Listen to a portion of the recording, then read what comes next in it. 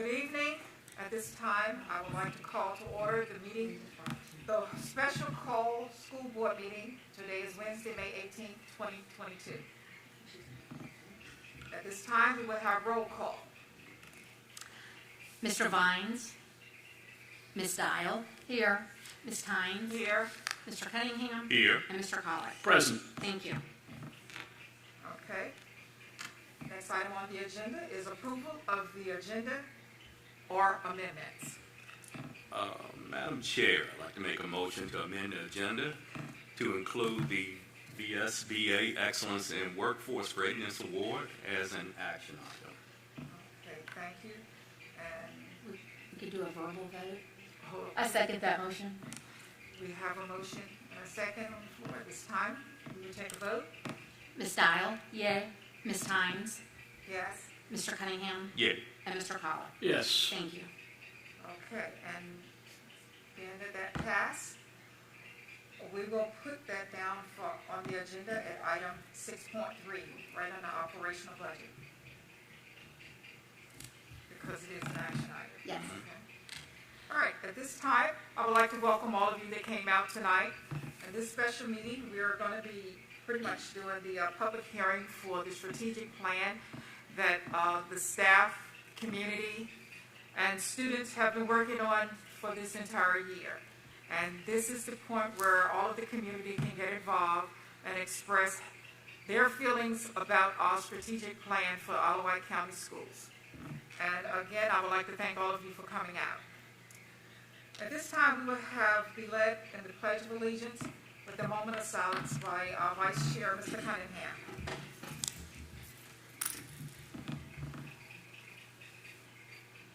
I pledge allegiance to the flag of the United States of America and to the republic for which it stands, one nation, under God, indivisible, with liberty and justice for all. Moment of silence, please. Thank you.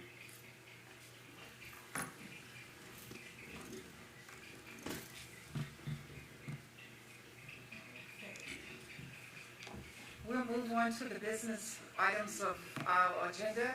And the first item of business will include the public, which is a public hearing on the strategic plan. Madam Clerk, did anyone sign up to speak tonight? No, ma'am. Okay, we don't have anyone to speak tonight, so I guess. Yeah, we're good. No, we're good. Oh, okay, I thought you said. Good. No, we're good. I thought you said. No, nobody's And normally during this time, I will open it up to people that did not have an opportunity. Maybe you came in late and you did not have an opportunity to sign up to speak. But I have been advised that I need to follow the policies by our attorney, because in doing so, it could cause some hiccups, where some people may say, well, you didn't give me an opportunity. In previous meetings, yes, I have opened it up to the public and asked them, if you did not have an opportunity to sign up, would you like to come up and speak? And in some cases, we do get them to come up. I'm sorry I can no longer open that up to you if you did not get an opportunity to sign up, but you would like to sign up. But going forward, if you get here late to a meeting, things happen, traffic or whatever, just get with Mrs. Ruitt. Walk over. If we have not gotten to that point on the agenda, walk over to Mrs. Ruitt and just let her know, give her a note, or just tell her, please sign my name to speak during public comments. And at that point, I won't have to open it up afterwards. I would like to give everyone in the public an opportunity to speak if they come to our meeting to speak. Thank you. Okay. The next thing we have on the agenda is the, I'm going to say something about that strategic plan.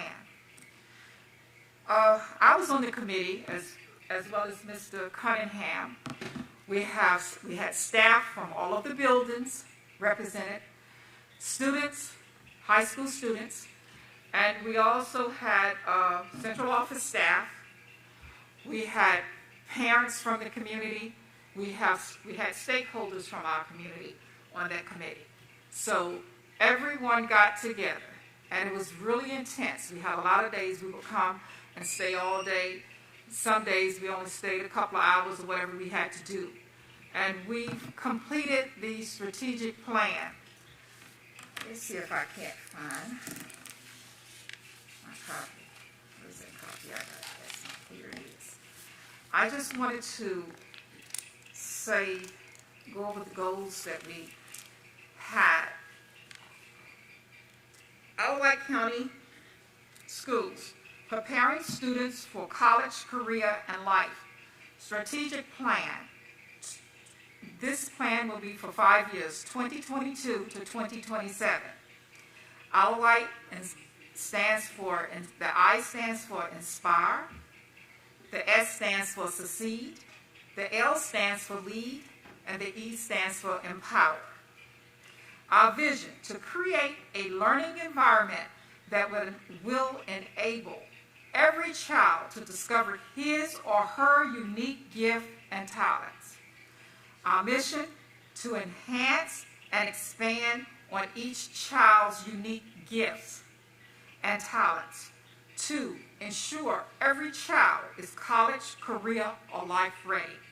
Now, if you go to our website, you can see the strategic plan in its entirety and read it at your convenience. And it would be nice if your parents, if you would go with the plan as well with your children. Tonight, like I said, was the public hearing. Then we did not hear anything. I just assumed the public agree with what we have put here, what the committee has come together to organize as far as the strategic plan for the next 5 years for Isle of Wight County.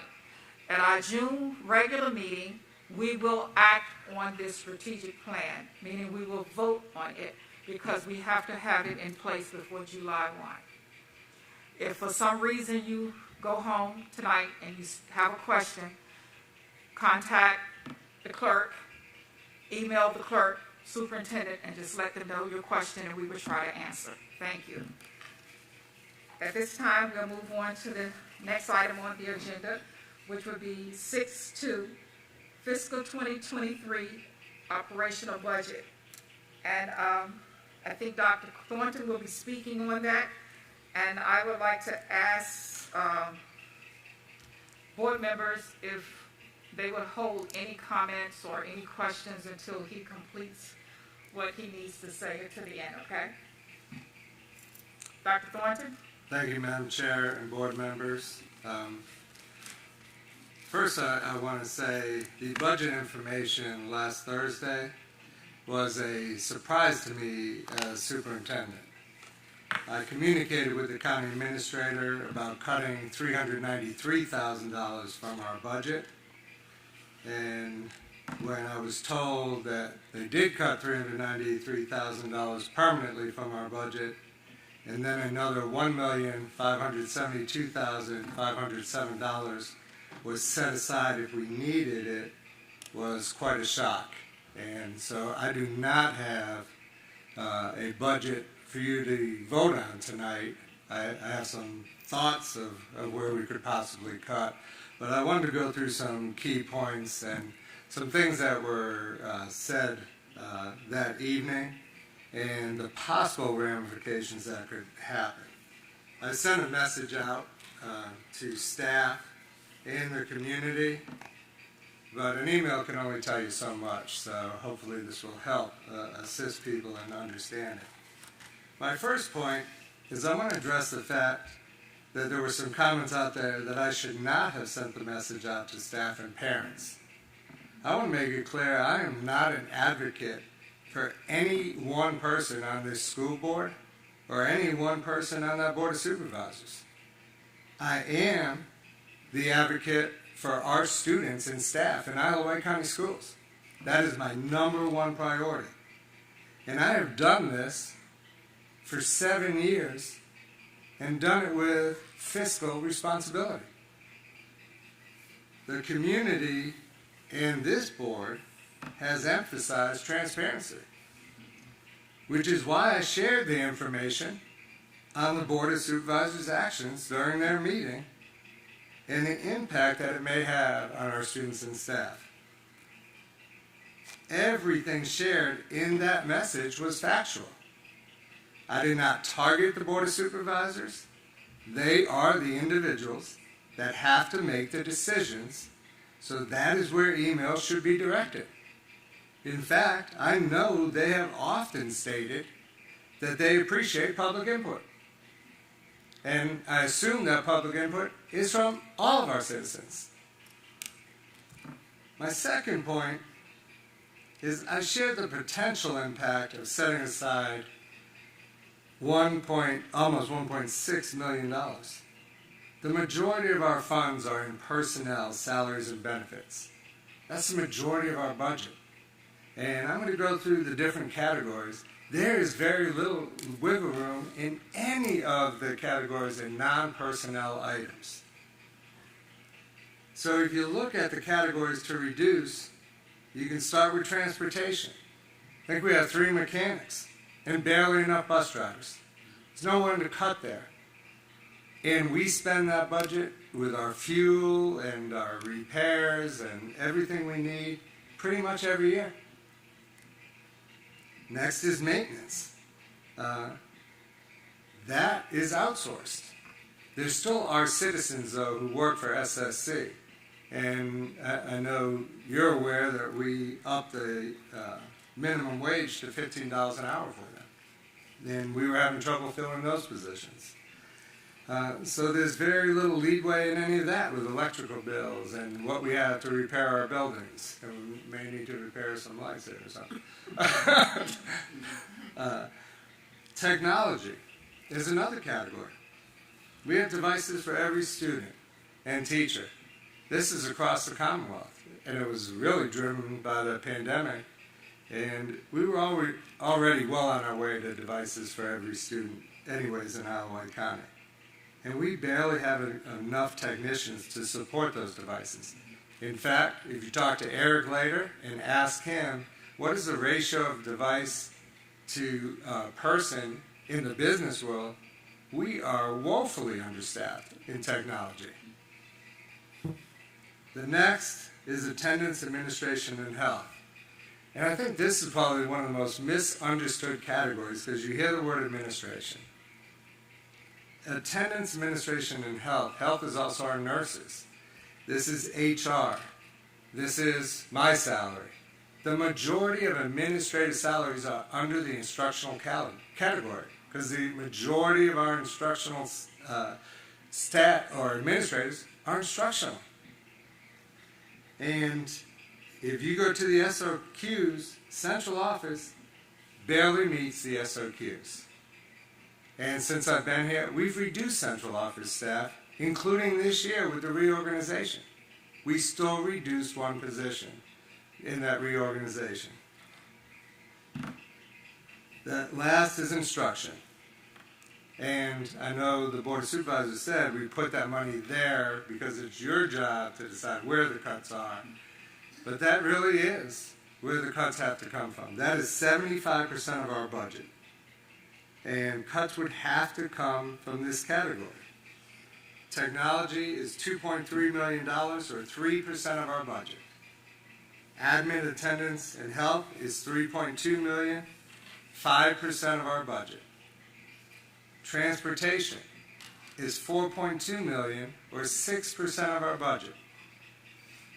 Operation and maintenance is $6.5 million, that's 10% of our budget. And the remainder, $50.4 million, is in instruction.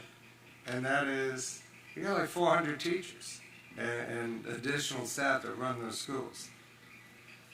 So my third point is, if we have to do, and I have to think like this, where would these proposed cuts come from? And I know people have mentioned the non-SOQ positions. And there are a lot of non-SOQ positions. But there are a lot of non-SOQ positions that have been in people's budgets for years because that's how schools have to run. Whether the state recognizes that or not, they don't run schools. And so these are not my proposed cuts, but these are an example of like how many people and what type of positions may have to be cut to get to $1.6 million. And this is on top of the 393 that I already was aware of. So the 8 school testing facilitators.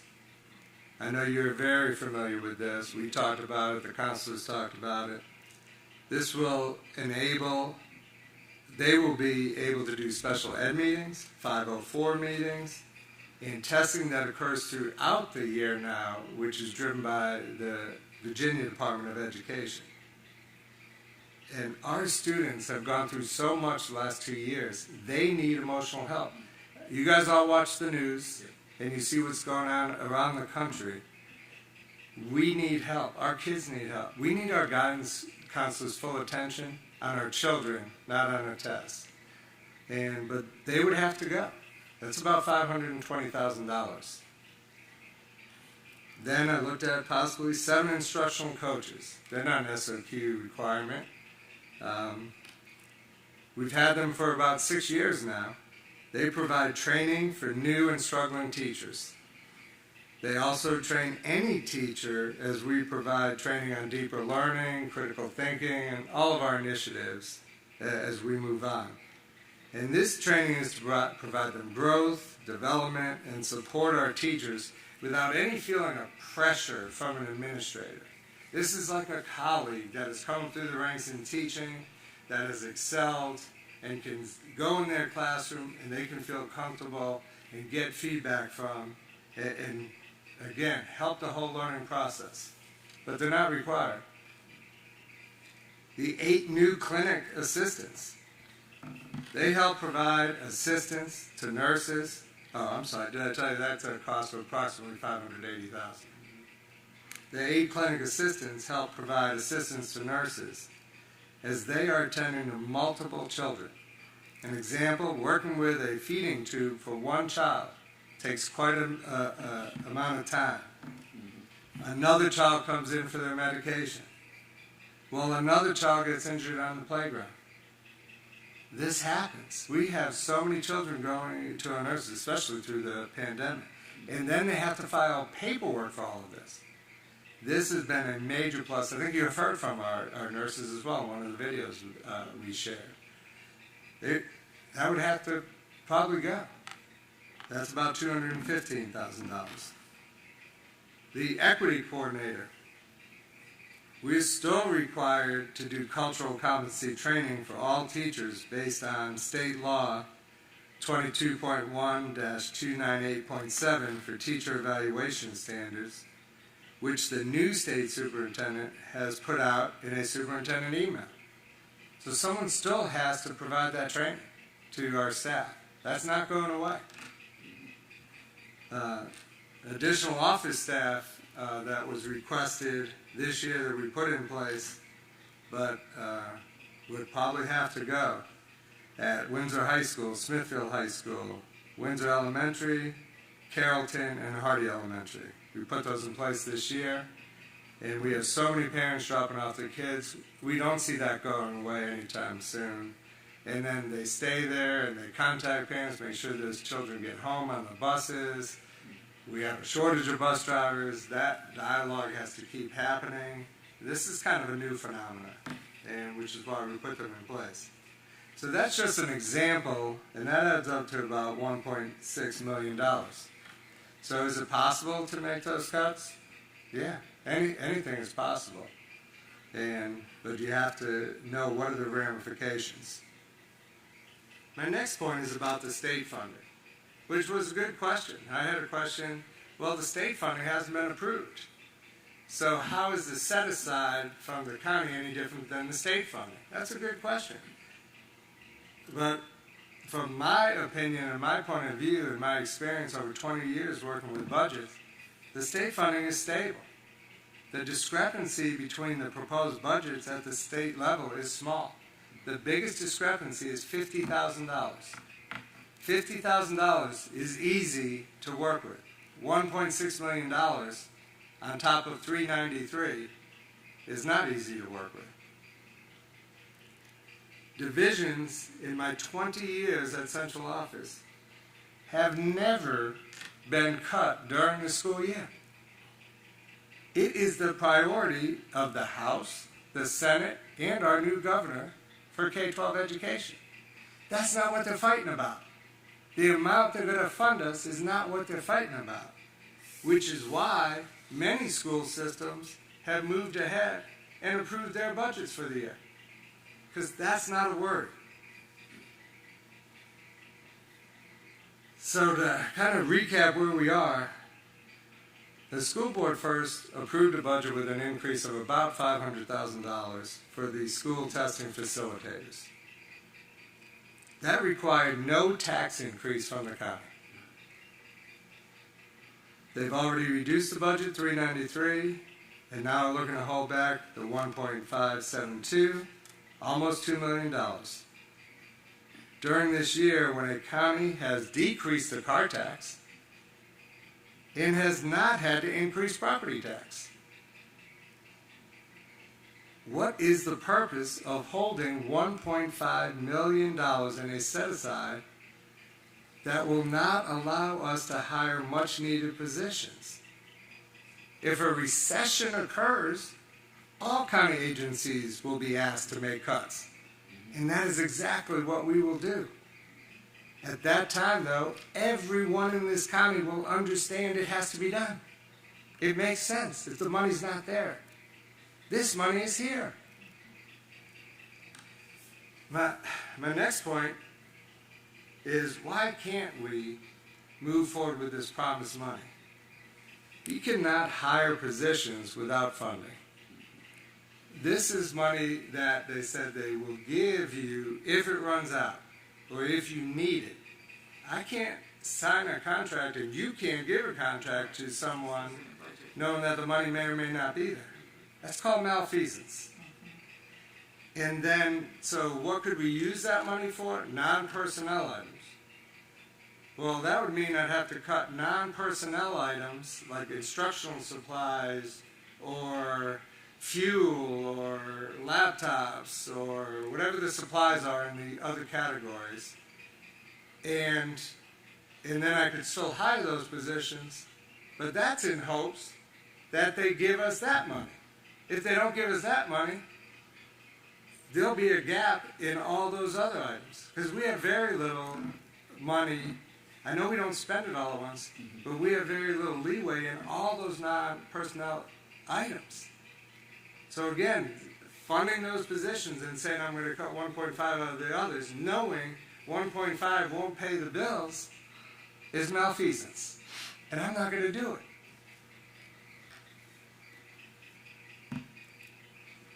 The majority of school hiring occurs in the next 2 months.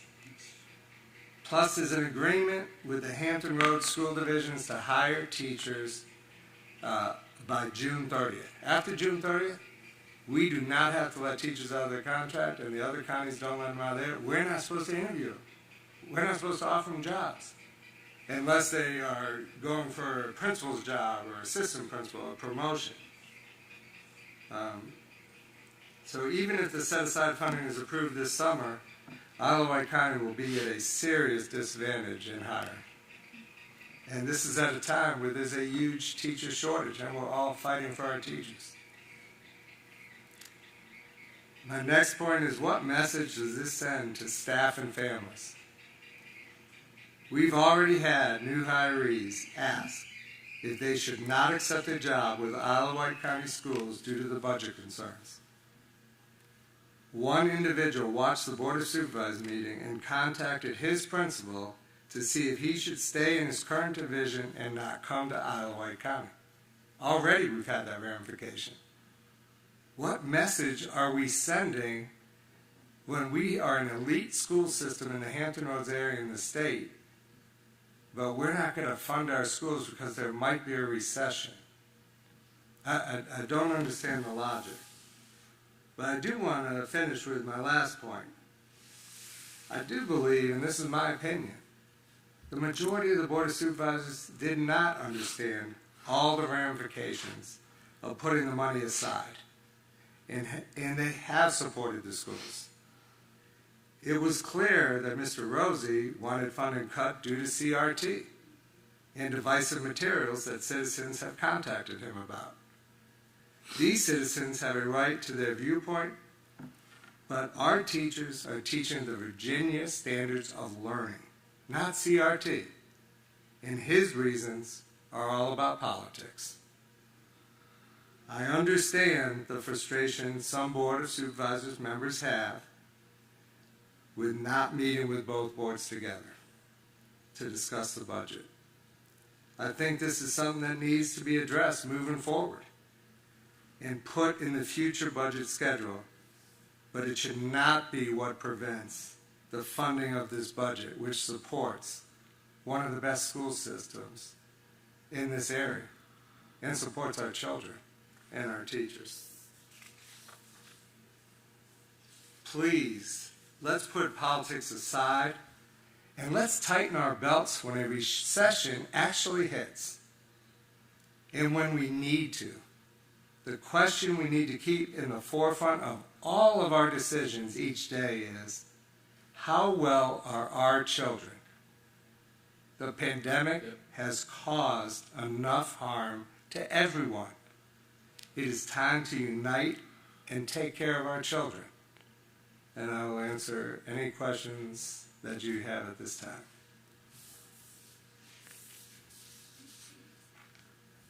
Dr. Thornton, first I want to thank you for this. This definitely adds more to my understanding, hopefully to some of the others. This is a difficult process the first time you go through it, for sure. And I listened to the Board of Supervisors. I understand where they're coming from. But I also agree with you. We can't afford to lose good people. We need the teachers here. I believe we should do an audit at some point of all the positions to make sure we have the right positions and we don't have over some positions, under some, but that's not this year. That's not right now. I think that's something for the future. And so I just appreciate everything you just said. You answered quite a few of my questions. Thank you. Mr. Cunningham? I can understand, cut this back on. I cannot understand why the Board of Supervisors basically took the money away. I was shocked when I found out they had done that. From what I understand, it hadn't been done in the past. And I also understand that the Board of Supervisors, maybe not all of them, but some of them wanted to meet with the school board, which hadn't been done in the past. So I'm trying to understand why, with this school board, the members on this school board, the process or the policy has changed. I can't understand why. That's not fair to the students. If the Board of Supervisors, whoever, on the Board of Supervisors has an issue with this board, with this school board, that's something that needs to be worked out between the two boards. It's not something that needs to hurt the students. And that's what's going to happen. It's going to hurt our school system. It's going to hurt the students. It's going to hurt everybody. And then the parents are going to be upset because the kids are not getting what they need. I have a son in our Wight school system. And I don't want to see my son miss out because the Board of Supervisors is not going to approve the budget that we need. I mean, we're saving the county money. Taxpayers aren't paying anything extra. The taxes are going down. So I just can't understand. And like you said, hold the money, and then we have a recession, the money's gone. So that's all I have to say. I don't understand. Can I just touch on one thing you said, Mike? And it's, you don't understand why we couldn't have both boards together. My impression is we're a brand new board. The chairwoman is the only one who's been through a budget process. I think it would have been an extremely well-founded learning process for the whole board to be part of that and to really watch. Even if we weren't actively participating, we would have learned an awful lot just by listening to the questions that were being asked. If you just listen to the last Board of Supervisors meeting, I learned an incredible amount of information. And I think that is the importance. We would gain a little bit more knowledge. Didn't we have a public meeting and work session during the day? I know we did because I took off work that day for that specifically. So I didn't see one Board of Supervisors show up to that meeting. Matter of fact, I only saw Laura Fletcher show up. So we actually did. So what happened then? Because people could have showed up then. We had people from the public could have showed up. So explain that. Like, we did have something. Well, yeah, that actually was our meeting. That was the school board meeting. I think what Mike was just talking about was a joint work session between the Board of Supervisors and the school board. I think that would have been phenomenal. I think that would have helped us tremendously. Well, let me say something about that. Okay, so in the past, the chair and the vice chair from both boards met. That was a policy, and we did that. Ms. Tynes and myself, we met with the chair from the Board of Supervisors. For some reason, the vice chair wasn't there, so another member replaced him. And we sat down, we went through everything, and everybody we thought was happy. So, that's why I'm shocked. But this thing about holding the funds, that's not good for the county. That's not good for the students. It's really going to hurt everyone involved. And I don't know how it's going to be fixed if this is, tomorrow the Board of Supervisors has a meeting at 6 p.m. And it's a possibility if enough citizens show up and express their views, maybe that vote will be rescinded. But right now, this school is going to be hurting. Our school division is going to be hurting for the rest of, 2022, 2023. We're going to be hurting. And I don't know how that's going to be fixed. All over the news, recession. We can't play this game. And we're playing with kids. Call it politics, call it whatever you want. That's not good for the kids. Go ahead, Mrs. Howard. You have anything? I just wanted to say what Mr. Cunningham just said. And I know I've heard a lot of things it's out there in the media, whether it's social media or whatever, where they're blaming me for not having that meeting and making the decision not to have the meeting. Just as Mr. Cunningham said, it has always been our Wight County School Board's policy procedure to sit down with the members, the chair and the vice chair of the Board of Supervisors, as well as the county administrator and our superintendent and the financial individuals from those two boards. And that's exactly what we did this year. Actually, we present our budget. We went through our budget process, the school board. Once we present that budget to the Board of Supervisors, within a week or two, we sit down with that group of people. We discuss that budget that we have sent to them. At the end of the meeting, everything was fine. The person that was at the meeting, which was the Board of Supervisors member that was at the meeting, he came to substitute for someone else. He decided he wanted a joint meeting, came with the date, which that date was supposed to have been April the 28th. And I went to the clerk at the time, Mrs. Ruitt, and I said, Mrs. Ruitt, will you pencil in the calendar of meeting for April the 28th, and we have to get it out to our board members. Well, later that day I thought about it. What are we going to discuss with them? We've had that discussion. This is our process. This is what we normally do.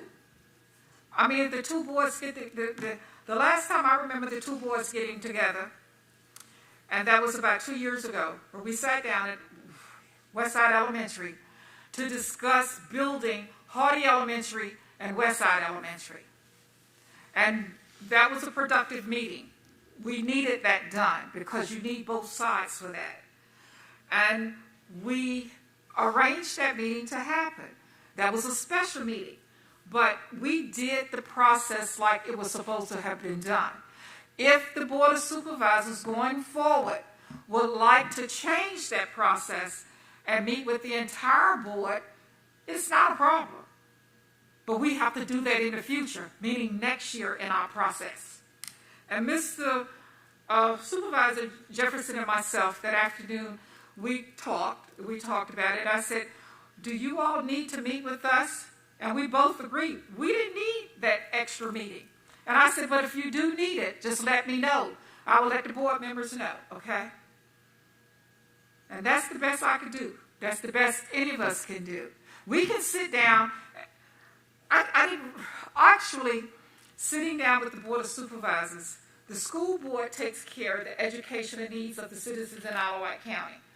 The Board of Supervisors, yes, they're the funding body. But the Board of Supervisors really do not get involved with telling us how to spend our money. That's not their role. That's why we send them this budget itemized to let them know this is what we're going to do, this is how we're going to spend it. But for them to come over there and say, no, you can't spend it here, we don't want you to have it here, we don't want you to have it there.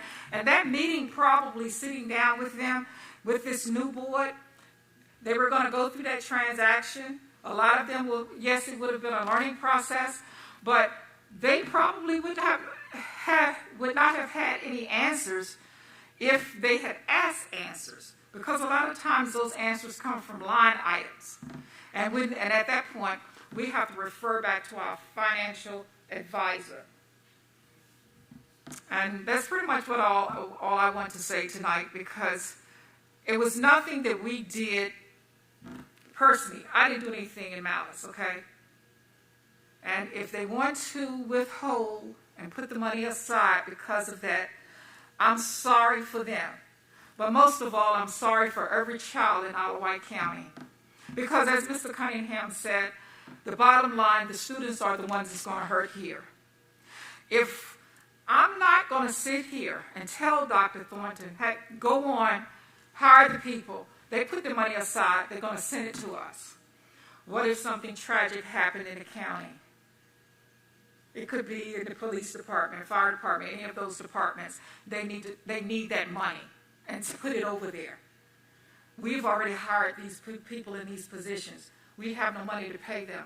Malfeasance. I'm not planning to go down that road and be in a courtroom in Wight County because of it. We have to have the money in our budget to hire the staff.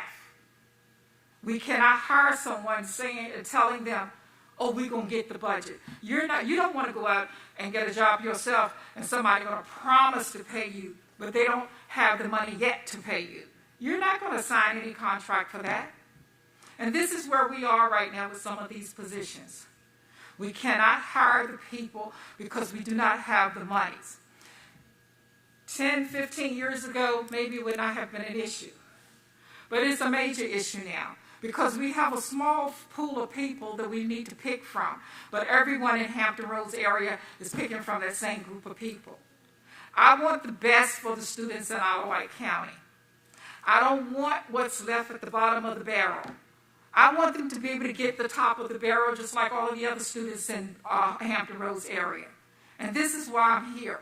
I will always fight for the students of Wight County. I am a product of this county. I was educated in this county.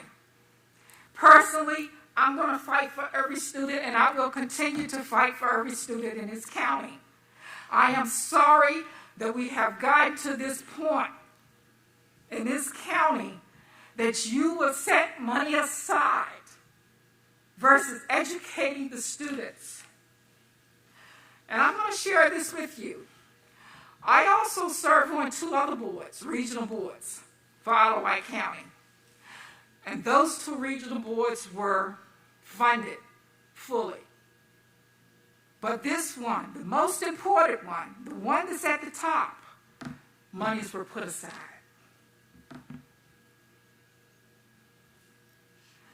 Thank all of you for coming out tonight. Did anyone have any more comments or questions? Okay, at this time, we'll go on to item number 6.3, which is an action item, Workforce Readiness Award. This is an award that is given to the school board, but the school board, in order to send it to the state, we need to vote on it first in unison, meaning all 4 members that are present tonight must vote yes. If we don't get a vote from all 4 members, positive yes vote, then we will not be sending that to the state. Madam Chair, I'd like to make a motion to submit our Wight County Schools for the VSBA Excellence in Workforce Readiness Award. Okay. Madam Chair, I'll second that. We have a motion and a second to submit to VSBA the Workforce Readiness Award. What is your pleasure? Ms. Dial? Yay. Ms. Tynes? Yay? Mr. Cunningham? Yay. Mr. Collins? Yay. Thank you. All right, motion passes. Thank you. Okay. If nothing else come before us tonight, this meeting, at this time, I would like to recognize Supervisor Jefferson. He came in a little later. Thank you for coming out tonight, sir. You've always been very supportive, and I would be amiss if I not recognize that. You have always supported all Wight County Schools, been there for us in questions, okay? And thank you for coming out to this meeting tonight as well. And we will try to attend your meeting tomorrow night. Thank you. Nothing else